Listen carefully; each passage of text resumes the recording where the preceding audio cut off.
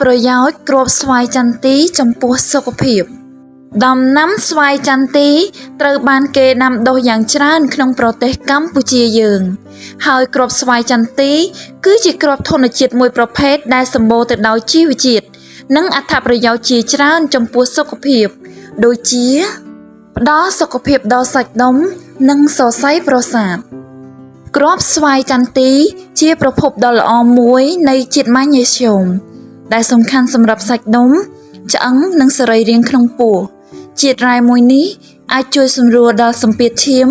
ទ្រទ្រង់ដល់មុខងារសរសៃប្រសាទនិងឆ្អឹងកាន់តែរឹងមាំល្អចំពោះបេះដូងគ្រាប់ស្វាយចន្ទីល្អបំផុតសម្រាប់បេះដូងដោយសារតែវាមិនមានជាតិកូឡេស្តេរ៉ុលអ្វីទាំងអស់តែផ្ទុកទៅដោយអង់ទីអុកស៊ីដង់ដ៏ច្រើន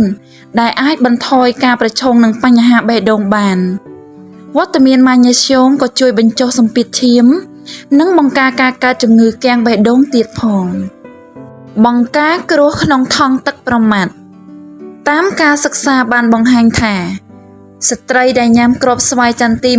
28.3 ក្រាមក្នុងមួយសប្តាហ៍អាចបន្ថយការប្រឈមនឹងការកើតគ្រោះក្នុងថង់ទឹកប្រមាត់បានបន្ថយការប្រឈមការកង្វះគ្រាប់ឈាមគ្រាប់ស្វាយចន្ទីល្អក្នុងការបន្ថយជំងឺកង្វះគ្រាប់ឈាមដោយសារតែវាផ្ទុកទៅដោយជាតិដែកគ្រប់គ្រាន់សម្រាប់ដឹកជញ្ជូនអុកស៊ីសែនក្នុងរាងកាយព្រមទាំងទ្រទ្រង់ដល់ប្រព័ន្ធភាពស៊ាំថែមទៀតផងជំរុញដល់ប្រព័ន្ធភាពស៊ាំគ្រាប់ស្វាយចន្ទីក៏ជួយទ្រទ្រង់ដល់សុខភាពប្រព័ន្ធភាពស៊ាំដែរក្នុងការជំរុញដល់ការកម្ចាត់ការបង្ករោគ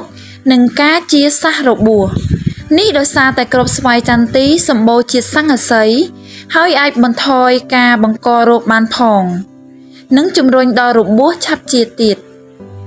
ដោយឡែកផ្លែរបស់វាដែលគេច្របាច់យកទឹកក្នុងចំនួន100មីលីលីត្រគឺផ្ទុកវីតាមីន C ប្រមាណជា200ទៅ220មីលីក្រាមសូមអរគុណចំពោះការតាមដានស្ដាប់និងទស្សនារបស់អស់លោកអ្នក